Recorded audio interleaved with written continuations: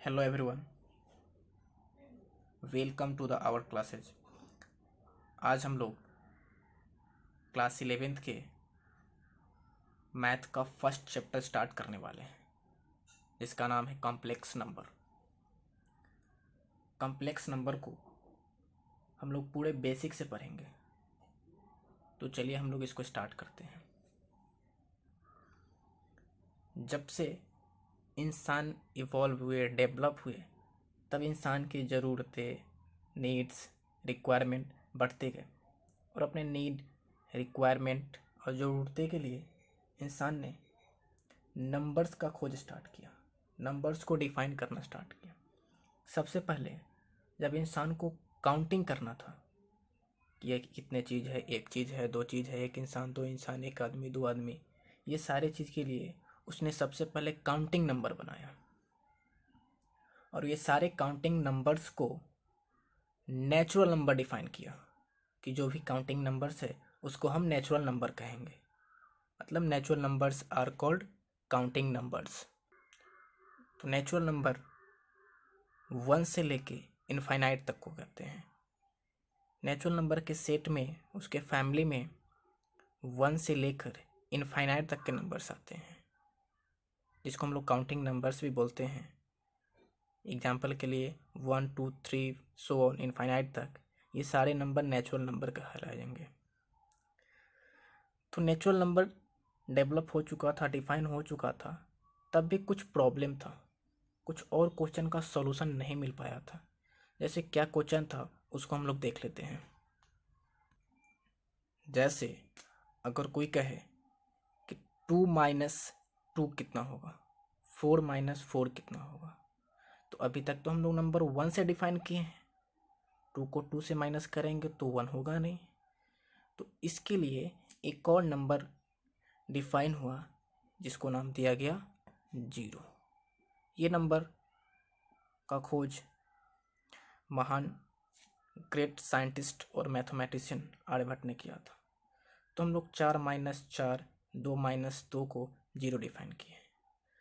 तो natural number 1 से था, अब नेचुरल नंबर में क्या है, इस 0 को ऐड करना था। तो जब नेचुरल नंबर में इस 0 को ऐड करेंगे तो फिर दूसरा नंबर बनेगा, उस नंबर को क्या कहेंगे, तो चलिए हम लोग देखते हैं। नेचुरल नंबर में 0 को ऐड करते हैं तो जो नंबर बनता है उस नंबर को हम लोग नाम दिए होल नंबर। मतलब नेचुरल नंबर में जब हम लोग 0 को इंक्लूड कर देते हैं, 0 को ऐड कर देते हैं, तब जो नंबर डिफाइन होता है उस नंबर का नाम है होल नंबर। होल नंबर के फैमिली में 0 से इनफाइनाइट तक आ जाएगा। नेचुरल नंबर में 1 से इनफाइनाइट तक आता था, और होल नंबर में अब 0 इंक्लूड हो गया है, तो होल नंबर का फैमिली हो जाएगा 0 टू इनफाइनाइट। होल नंबर का फैमिली 0 1 2 3 सो 1 इनफाइनाइट तक। तो ये दो नंबर हम लोग डिफाइन कर लिए थे, लेकिन फिर भी कुछ प्रॉब्लम है जिसका सॉल्यूशन नहीं मिल पा रहा था। जैसे देखते हैं क्या प्रॉब्लम्स है। जैसे अगर कोई कहे कि 4 माइनस 2 कितना होगा, तो हम लोग आसानी से कर देंगे 2। 5 माइनस 2 कितना होगा, तो 3।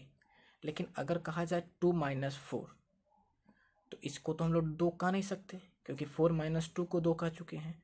तो इसलिए हम लोग एक और नंबर डिफाइन करना पड़ा, उसको हम लोग नाम दिए नेगेटिव नंबर। जैसे 2 माइनस 4 माइनस 2, 2 माइनस 5 माइनस 3। तो ये सारे क्या है, नेगेटिव नंबर्स हैं। मतलब अभी तक हम लोग होल नंबर पढ़े हैं, नेगेटिव नंबर नहीं पढ़े हैं। तो अब क्या हुआ, होल नंबर में ये नेगेटिव नंबर को भी ऐड कर दिया गया। तो जब होल नंबर में नेगेटिव नंबर को ऐड कर दिया गया, तब वो जो नया नंबर बना उसका हम लोग नाम दिए इंटीजर। इंटीजर होल नंबर में जब हम लोग नेगेटिव नंबर को ऐड करते हैं तो वह इंटीजर बन जाता है। ये कह सकते हैं कि इंटीजर नेगेटिव और पॉजिटिव होल नंबर का फैमिली है। जब नेगेटिव और पॉजिटिव होल नंबर को हम लोग एक साथ लिखते हैं, वह इंटीजर बन जाता है। इंटीजर प्योर नंबर होता है, यह फ्रैक्शन नहीं हो सकता, और न ही यह डेसिमल होता है। Integer are pure number that has no fractional part and no decimal part. Integer pure number होगा, जैसे 1 हो, -2 हो, -3 हो, मतलब पूरा या माइनस के साथ हो या प्लस के साथ हो, वो प्योर नंबर होना चाहिए। वो ना ही फ्रैक्शन में होना चाहिए और ना ही डेसिमल में होना चाहिए। तो यहाँ तक तो हम लोग इंटीजर डिफाइन कर लिए। निगेटिव नंबर, पॉजिटिव नंबर और जीरो को जब ऐड कर दिए तो बन गया इंटीजर, और वो नंबर प्योर होना चाहिए। लेकिन फिर भी कुछ प्रॉब्लम है, जैसे अगर हम लोग कहें कि एक चीज़ को दो बच्चा में डिवाइड करना है, एक चीज़ को दो बच्चा में डिवाइड करना है, जैसे मान लेते हैं एक है, इसको दो बच्चा में डिवाइड करना है, एक को मान लेते हैं ए, दूसरे को मान लेते हैं बी। तो इसको कैसे लिखेंगे, इसको मैथ में हम लोग कैसे लिखेंगे कि एक को दो बच्चा में डिवाइड करना है। तो इसके लिए फिर हमने क्या डिफाइन किया, फ्रैक्शन डिफाइन किया कि एक को दो में डिवाइड करना है तो इस तरीके से लिखे 1/2। 1 को अगर 3 में डिवाइड करना है, 3 बच्चा को देना है ए, बी और सी को, तो इसको हम लोग लिखेंगे 1/3। तो अब हम लोग क्या, इंटीजर के बाद हम लोग को फ्रैक्शन ऐड करना था, डेसिमल ऐड करना था। तो उस फ्रैक्शन और डेसिमल को जब हम लोग इंटीजर में ऐड किए तब हम लोग के सामने दो नंबर बना। तो कौन दो नंबर बना, उस दोनों को हम लोग देखते हैं। वह दो नंबर है, एक है रेशनल नंबर और दूसरा है इरेशनल नंबर। रेशनल नंबर क्या होता है, जब किसी भी नंबर को हम लोग p/q के फॉर्म में एक्सप्रेस कर देते हैं तो वह नंबर रेशनल कहलाता है, या वह नंबर टर्मिनेटिंग डेसिमल होना चाहिए। टर्मिनेटिंग डेसिमल का मतलब जैसे 2.12 या आके रुक गया यहाँ तक, इससे आगे नहीं बढ़ रहा है, या तो वह नॉन टर्मिनेटिंग रिपीटिंग होना चाहिए। नॉन टर्मिनेटिंग में यानी ये डेसिमल के बाद जब रुका था, 2 डिजिट के बाद रुक गया था तो ये टर्मिनेटिंग था, लेकिन जब इसके बाद 1 2 कुछ बढ़ते रहे तो वह नॉन टर्मिनेटिंग कहलाता है। तो नॉन टर्मिनेटिंग भी दो तरह का होगा, एक तो होगा रिपीटिंग, दूसरा होगा नॉन रिपीटिंग। रिपीटिंग में जैसे 1 2 है तो 1 2 1 2 1 2 अगर रिपीट होता है तो इसको कहते हैं रिपीटिंग। और नॉन रिपीटिंग में यह 1 2 के बजाय कोई दूसरा डिजिट आता है, जैसे 1 2 के बाद आएगा 1 2 3 4 1, फिर कुछ तरीके से कुछ बिना पीरियड का कोई पीरियोडिक फंक्शन का कोई नंबर अगर रिपीट होता है तो नॉन टर्मिनेटिंग में आता है। तो रेशनल नंबर या तो p/q के फॉर्म में एक्सप्रेस हो जाना चाहिए, या तो वह टर्मिनेटिंग डेसिमल होना चाहिए, या नॉन टर्मिनेटिंग रिपीटिंग होना चाहिए। उसी तरीके से इरेशनल नंबर क्या होता है, वह p/q के फॉर्म में एक्सप्रेस नहीं होगा, उसको हम लोग p/q के फॉर्म में एक्सप्रेस नहीं कर सकते हैं, और वह नॉन टर्मिनेटिंग और नॉन रिपीटिंग होगा। मतलब कि अगर हम लोग लिखते हैं 2.12139112, ये सारे नंबर्स क्या कहलाएंगे, सो ऑन तक, ये नंबर्स नॉन टर्मिनेटिंग हैं और नॉन रिपीटिंग हैं। किस डिजिट के बाद कौन सा अंक आएगा, कौन सा डिजिट आएगा, हम नहीं बता सकते, तो ये नॉन रिपीटिंग है। तो ये इस तरह के नंबर को हम लोग बोलते हैं इरेशनल नंबर। कुछ एग्जांपल्स भी हम लोग देख लेते हैं, जैसे रेशनल नंबर में 2/3 -4/9 -6/7 2/5, और कुछ डेसिमल में देख लेते हैं तो 2.121212। ये देखिए वह डेसिमल के बाद रिपीट हो रहा है, 1212 रिपीट हो रहा है, तो ये नॉन टर्मिनेटिंग रिपीटिंग में आ गया। यहाँ देखिए 2.111 रिपीट हो रहा है, तो ये रेशनल नंबर। अभी रेशनल में देखते हैं पाई भी रेशनल नंबर है। पाई का भी एग्जैक्ट वैल्यू पता नहीं है, वह हम लोग 22/7 या 3.14 उसके अप्रॉक्स वैल्यू लिखते हैं, या √2 √3 √5, ये सारे इरेशनल नंबर है, इसके वैल्यू फिक्स्ड नहीं है। यह डेसिमल के बाद इसका वैल्यू इनफाइनाइट टाइम तक जाएगा और वो रिपीट नहीं करेगा, वो नॉन रिपीटिंग होगा और नॉन टर्मिनेटिंग होगा। एक example non repeating non terminating का भी देख लेते हैं, 2.123, ये इसके बाद कौन सा नंबर आएगा हम लोग को पता नहीं है, मतलब ये नॉन टर्मिनेटिंग और नॉन रिपीटिंग है, ये दोनों एग्जांपल। तो ये कुछ एग्जांपल इरेशनल नंबर का था और कुछ रेशनल नंबर का था। और जब हम लोग रेशनल नंबर को और इरेशनल नंबर को ऐड कर देते हैं तब वह रियल नंबर बन जाता है। मतलब रियल नंबर क्या है, रेशनल नंबर और इरेशनल नंबर का सम है। दोनों को फैमिली को अगर मिला के लिखते हैं तो होता है रियल नंबर। तो चलिए हम लोग एक बार फिर से देख लेते हैं हम लोग क्या क्या पढ़े हैं और रियल नंबर क्या होता है। सबसे पहले हम लोग देखेंगे रियल नंबर क्या होता है। रियल नंबर हम लोग देखे थे कि रियल नंबर इरेशनल नंबर और रेशनल नंबर का सम है। दोनों को एक साथ जब लिखते हैं तो रियल नंबर कहलाता है। मतलब रियल नंबर के फैमिली में इरेशनल भी होगा और रेशनल भी होगा। तो चलिए इसको हम लोग डिफाइन करते हैं। ए real number is a value that represent any quantity along number line. जिस नंबर को हम लोग नंबर लाइन पे रिप्रेजेंट कर सकते हैं, उसको नंबर लाइन पे दिखा सकते हैं, उसको हम लोग बोलते हैं रियल नंबर। जिस नंबर को हम लोग नंबर लाइन पे दिखा सकते हैं उसको हम लोग बोलते हैं रियल नंबर। ये हम लोग का नंबर लाइन है, इस पे हम लोग किसी भी रियल नंबर को दिखा सकते हैं। अगर दिखाना हो 1 तो हम लोग यहाँ दिखाएंगे 1, 2 2। किसी भी नंबर रियल नंबर को हम लोग इस नंबर लाइन पे रिप्रेजेंट कर सकते हैं। ये हम लोग 10th में पढ़े भी थे, आप लोग 10th में पढ़े भी हो जाएगा। तो रियल नंबर क्या है, रेशनल और इरेशनल का सम है। रियल नंबर के फैमिली में रेशनल नंबर और इरेशनल नंबर का सम होता है। तो अभी तक हम लोग जो भी नंबर देखे हैं वो सारे रियल नंबर्स थे। नेचुरल नंबर देखे सबसे पहले, तो नेचुरल नंबर में जब हम लोग 0 ऐड किए हैं तो होल नंबर बना है। और होल नंबर में हम लोग जब नेगेटिव नंबर ऐड किए हैं तो 1 इंटीजर बना है। और जब इंटीजर में हम लोग फ्रैक्शन और डेसिमल ऐड किए हैं तो वह 2 नंबर बन गया है। एक बना है रेशनल नंबर और दूसरा बना है इरेशनल नंबर। और इरेशनल और रेशनल को एक साथ लिखे हैं, वो दोनों एक ही फैमिली में आएगा जिस फैमिली का नाम है रियल नंबर। रियल नंबर में दोनों आएगा। तो अभी तक हम लोग जितना नंबर पढ़े हैं ये सारे नंबर रियल नंबर है। ये सब चीज़ हम लोग 10th में पढ़ चुके हैं। अब जो हम लोग बात करने जा रहे हैं वह नया चीज़ होगा। तो चलिए हम लोग नेक्स्ट प्रॉब्लम के बारे में पढ़ते हैं। कुछ और प्रॉब्लम भी हम लोग के पास है मैथ में, तो चलिए उसको देखते हैं। 10th में हम लोग इस तरह का बहुत सारा प्रॉब्लम सॉल्व किए थे। मान लेते हैं x² - 4 इज इक्वल टू 0 है, तो x² इक्वल टू 4, x का वैल्यू +-2 हो जाएगा। उस तरीके से एक और प्रॉब्लम है x² - 2 इज इक्वल टू 0 है, तो x² इक्वल टू 2, तो x का वैल्यू हो जाएगा +-√2। ये हम लोग 10th में पढ़ चुके हैं। लेकिन अगर इस तरह का प्रॉब्लम मिले x² - 4, तो x² इक्वल टू क्या हो जाएगा -4। अब हम लोग के पास ऐसा कोई वैल्यू नहीं है जिसको खुद से मल्टीप्लाई करे तो -4 दे दे। x² का मतलब क्या है, x को x में मल्टीप्लाई करेंगे तो -4 आना चाहिए। ऐसा कोई वैल्यू नहीं है जिसको हम लोग x को खुद को मल्टीप्लाई करें तो -4 है। क्योंकि प्लस को भी प्लस से मल्टीप्लाई करते हैं तो प्लस ही आता है, माइनस को भी माइनस से मल्टीप्लाई करते हैं तो माइनस आता है, प्लस ही आता है। मतलब माइनस का भी स्क्वायर प्लस, प्लस का भी स्क्वायर प्लस। तो फिर यहाँ पे हम लोग को माइनस कौन सा ऐसा नंबर आएगा जो माइनस दे दे,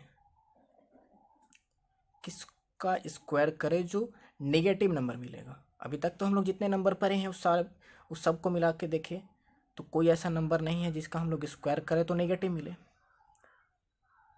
एक और प्रॉब्लम हम लोग देख लेते हैं, x² + 1, तो x² का वैल्यू 1। तो ऐसा कोई नंबर नहीं है जिसको हम लोग फिर उसी से मल्टीप्लाई करें तो -1 हो जाए। तो इस तरह के प्रॉब्लम को सॉल्व करने के लिए ही हम लोगों को एक नया नंबर का जरूरत पड़ा।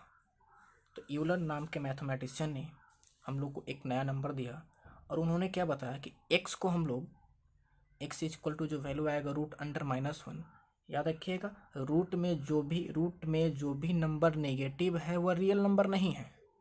वह हम लोग को नहीं पढ़ना होता था रियल नंबर में। हम लोग अगर 10th में पढ़ते थे इसका सॉल्यूशन कहते थे तो कहते थे इसका नो सॉल्यूशन, इसका रियल रूट्स नहीं है। लेकिन जब इस तरह का प्रॉब्लम हुआ तो यूलर ने क्या किया, इस x को √(-1) को i मान लिए। i का मतलब आयोटा। तो हम लोग देखते हैं इस i से हम लोग कैसे अब सोल्व करते हैं। तो √(-1) को हम लोग i मान लिए, ये i आयोटा है। तो अगर इसका स्क्वायर करेंगे तो -1 इज इक्वल टू i²। और इसी प्रॉब्लम को सॉल्व करने के लिए इसी के चलते हम लोग को एक और नया नंबर मिला इसका नाम है इमेजिनरी नंबर। तो अब हम लोग देखेंगे कि इमेजिनरी नंबर क्या होता है। तो चलिए देखते हैं इमेजिनरी नंबर। इमेजिनरी नंबर क्या होता है? कोई भी नंबर जिसका स्क्वायर रूट नेगेटिव हो तो उसको हम लोग मान लेते हैं इमेजिनरी नंबर।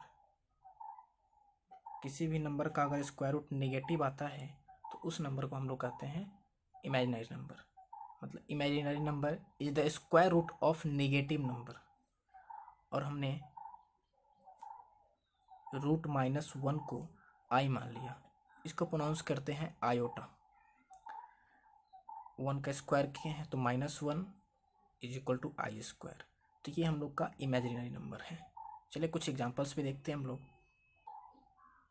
-1 को हम लोग आई माने हैं, तब देखते हैं √2 का वैल्यू क्या होगा। ये भी रूट में नेगेटिव है तो इमेजिनरी नंबर होगा, तो इसको भी हम लोग आई के टर्म में लिख सकते हैं √2 × √-1। और √-1 की जगह पे आई पुट कर दिए तो ये हो गया √2i। अब √-4 को देखते हैं, तो √-4 को लिख सकते हैं √4 × √-1। √4 का होगा 2 और √-i का i, तो 2i। अब हम लोग देखते हैं √-5 का,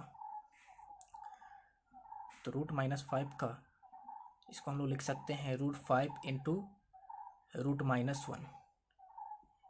तो ये हो जाएगा √5i। इस तरीके से √9 का देख सकते हैं, तो √9 का होगा √-9 का होगा √9 × -1, √-1, तो 9 का 3 और √-1 का i। तो ये कुछ एग्जांपल्स थे इमेजिनरी नंबर के। तो यहाँ तक हम लोग देख ली इमेजिनरी नंबर क्या होता है। तो अभी तक हम लोग के पास दो नंबर है, एक रियल नंबर और दूसरा इमेजिनरी नंबर। और जब इसी दो नंबर को हम लोग मिलाते हैं, कंबाइन करते हैं, तो वही बन जाता है कॉम्प्लेक्स नंबर। हम लोग के पास दो नंबर, एक रियल नंबर, दूसरा इमेजिनरी नंबर। 10th तक हम लोग जितना नंबर पढ़े हैं वो सारा रियल नंबर। बस उसके बाद जो रूट में नेगेटिव नंबर्स आता है और उसमें हम लोग आई लगा देते हैं, वह बन जाता है इमेजिनरी नंबर, रियल नंबर और इमेजिनरी नंबर। और जब दोनों को कंबाइन कर देते हैं तो उसी को कहते हैं कॉम्प्लेक्स नंबर। मतलब कॉम्प्लेक्स नंबर रियल नंबर और इमेजिनरी नंबर का कॉम्बिनेशन है। जब दोनों नंबर को हम लोग कंबाइन कर देते हैं तो वो बन जाता है कॉम्प्लेक्स नंबर। तो इसी कॉम्प्लेक्स नंबर को हम लोग पूरा अब स्टडी करने वाले हैं, पूरा चीज़ देखेंगे जो हम लोग को क्लास 11th में और जो इंजीनियरिंग के एग्ज़ाम में जेई में हम लोग को जरूरत पड़ेगा, जिस तरह का प्रॉब्लम, वो सारे प्रॉब्लम हम लोग इसमें बात करने वाले हैं। तो चलिए अब हम लोग स्टार्ट करते हैं कॉम्प्लेक्स नंबर के डेफिनेशन के लिए, क्या होता है इसका डेफिनेशन और क्या क्या हम लोग को इसमें पढ़ना है। तो चलिए इसको हम लोग स्टार्ट करते हैं। कॉम्प्लेक्स नंबर का डेफिनेशन हो जाएगा the combination of a real number and imaginary number is known as complex number. इसका एक और डेफिनेशन हम लोग देख सकते हैं, the number of the form a + ib is known as complex number where a and b are real number. तो जिस नंबर को हम लोग a + ib के फॉर्म में लिख सकते हैं उस नंबर को हम लोग कहते हैं कॉम्प्लेक्स नंबर। यहाँ पे दो चीज़ है, एक है a और दूसरा है ib। ये जो a है और b है ये रियल नंबर्स है। a और b क्या है? Real number. और ये दो पार्ट्स है, एक प्लस की इधर पार्ट्स है और दूसरा ये पार्ट्स है। तो ये पार्ट्स को कहते हैं रियल पार्ट्स, ये रियल नंबर्स है। और इसमें आई लगा हुआ है तो यह है इमेजिनरी नंबर, ये इमेजिनरी पार्ट। तो जब हम लोग इमेजिनरी नंबर को रियल नंबर के साथ ऐड कर देते हैं, रियल और इमेजिनरी को लिखते हैं, तब वह नंबर बन जाता है कॉम्प्लेक्स नंबर। तो चलिए हम लोग कुछ एग्जांपल्स भी देखते हैं इसका। ये कुछ एग्जांपल है हम लोग के पास। 2 + 3i ये रियल नंबर, ये इमेजिनरी नंबर। 4 - 3i ये भी रियल नंबर, ये इमेजिनरी नंबर। 2 + 5i √2 - 3i। तो इसमें एक तरफ रियल नंबर है, दूसरे तरफ इमेजिनरी नंबर है, और दोनों को एक साथ हम लोग लिखे हैं तो यह है कॉम्प्लेक्स नंबर। तो कॉम्प्लेक्स नंबर हम लोग देख लिए कि रियल नंबर और इमेजिनरी नंबर का कॉम्बिनेशन होता है। यहाँ पे देखिए 2 + 3i। 2 क्या है? 2 रियल पार्ट है, रियल नंबर है, इसलिए हम लोग इसको कहेंगे रियल पार्ट। और 3i इमेजिनरी नंबर है, इसलिए इसको हम लोग कहेंगे इमेजिनरी पार्ट। तो आज की वीडियो में हम लोग इतना ही बात करेंगे। नेक्स्ट वीडियो में हम लोग इसके प्रॉब्लम के बारे में और क्या क्या पढ़ना हम लोग को CBSE में कौन कौन से क्वेश्चन पढ़ना है, ये सारे हम लोग बात करेंगे।